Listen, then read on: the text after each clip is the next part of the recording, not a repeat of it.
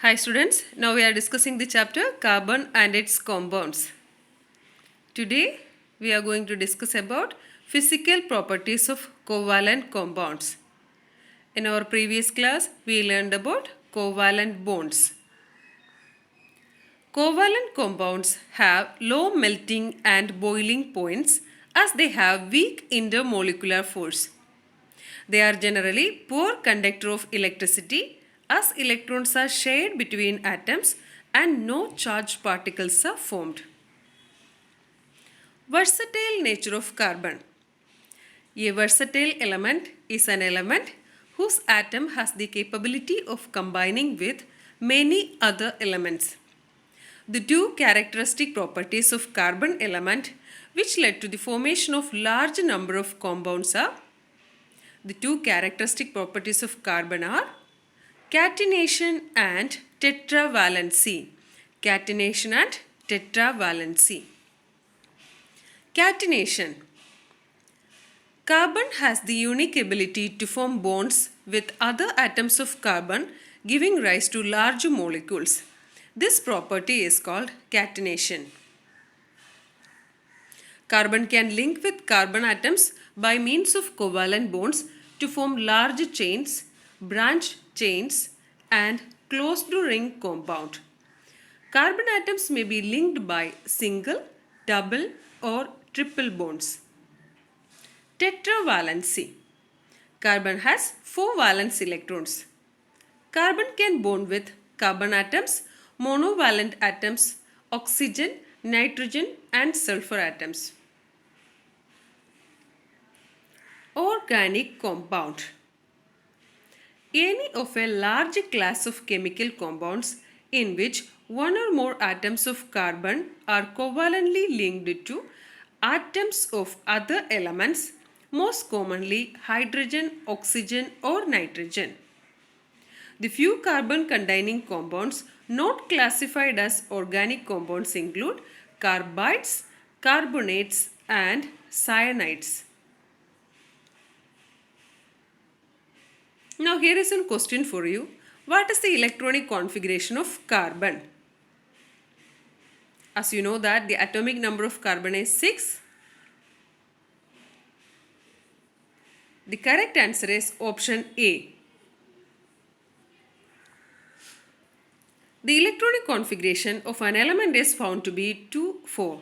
How many bonds can one carbon atom form in a compound?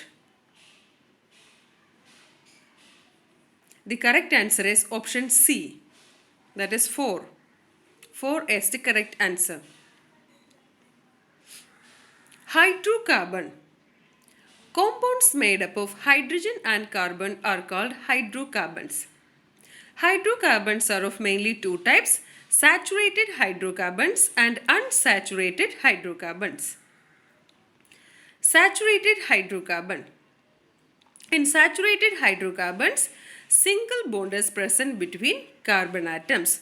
Here you can see two carbon atoms are linked together by single bond. Here single bond between two carbon atoms. Saturated hydrocarbons are called alkanes. The general formula for alkanes are CnH2n plus 2. CnH2n plus 2 is the general formula for alkanes or saturated hydrocarbons. Unsaturated hydrocarbons. In unsaturated hydrocarbons, double or triple bond between carbon atoms. Here you can see in the first case, carbon-carbon double bond is there, and unsaturated hydrocarbons with double bond between carbon atoms are called alkenes. Alkenes. Its general formula is CnH2n. The general formula for alkenes is CnH2n. The unsaturated hydrocarbons with triple bond between carbon atoms are called alkynes. Alkynes. Alkynes, its general formula is CnH2n minus 2. The general formula for alkynes is CnH2n minus 2. Here is one question. It's the structural formula of acetic acid. Why is acetic acid classified as a saturated compound? Why is acetic acid classified as a saturated compound? Option A, because there is a single bond between the carbon atoms. Option B, because there is a double bond between the carbon and oxygen atoms. Because there is a double bond between the carbon and oxygen atoms. Option C, because there is a single bond between the carbon and hydrogen atoms. And option D is because there is a single bond between carbon and hydroxide diatom. What is the correct answer? Option A is the correct answer. Option A. Because there is a single bond between the carbon atoms. We learned that saturated compound. Here it is a hydrocarbon. Here you can see it's a compound made up of carbon and hydrogen. That's why we can call it as a hydrocarbon.